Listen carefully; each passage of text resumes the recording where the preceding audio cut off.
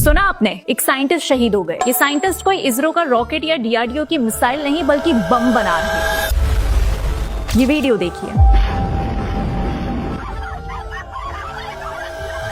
ये वीडियो भुवनेश्वर की है, वहां की एक कॉलोनी में, जहां एक किराए के मकान की छत पर क्रूड बॉम्ब बनाया जा रहा था और बनाते बनाते ही वह फट गया। छत पर अचानक जोर का धमाका हुआ और पूरे एरिया में अफरा तफरी मच गई।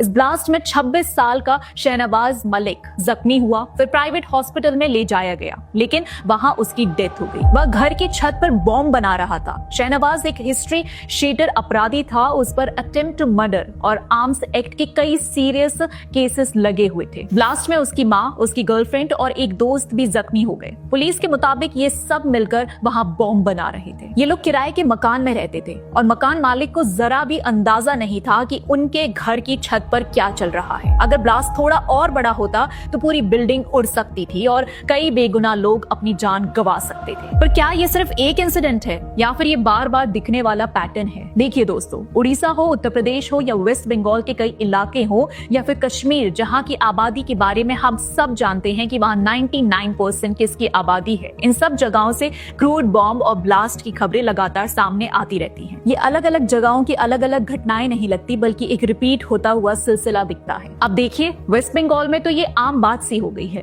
जैसे मुर्शिदाबाद में साइंटिस्ट ममुन मौला के घर पर क्रूड बॉम्ब बनाते वक्त ब्लास्ट हुआ, जिसमें ममुन मौला और को साइंटिस्ट शकीरुल सरकार की मौत हो गई। पूर्वा बर्धमान कटवा में बरकत कारीगर की भी इसी तरह जान चली गई। साउथ 24 परगनाज में कलम शेख भी बॉम्ब बनाते वक्त घायल हुए। वेस्ट बंगाल का हाल काफी सीरियस बताया गया है। एक रिपोर्ट के मुताबिक पिछले 30 सालों में कम से कम 565 बच्चे क्रूड बॉम्ब से मारे गए या जख्मी हुए। वहां इन बॉम्ब्स को पीटो कहा जाता है, जिसमें कील, कांच और लोहे के टुकड़े भरे होते हैं ताकि ज्यादा नुकसान हो। ये अक्सर इलेक्शंस या दुश्मनी के दौरान यूज होते हैं। हर कुछ हफ्तों में एक बच्चा शिकार हो जाए, ये वहां की आम बात सी लगती है। पर ये सब आपको सो कॉल्ड हिपोक्रेट इन्फ्लुएंसर शायद ना बताएं, क्योंकि ममता दीदी का सिस्टम ही कुछ ऐसा है। अगर जम्मू एंड कश्मीर की बात करें तो वहां लश्कर तैयबा और जैश ए मोहम्मद से जुड़े लोग कई बार अपने ही आईईडी संभालते वक्त मारे गए। कई केसेस में एलईटी के ऑपरेटिव्स प्रीमेच्योर ब्लास्ट का शिकार हुए, लेकिन इन्वेस्टिगेशन चलने की वजह से अक्सर नाम पब्लिक नहीं होते। अभी recent Delhi red fort blast में भी यही हुआ था। डॉक्टर उमर नबी तो शायद याद ही होंगे कि ऊपर उनका जाना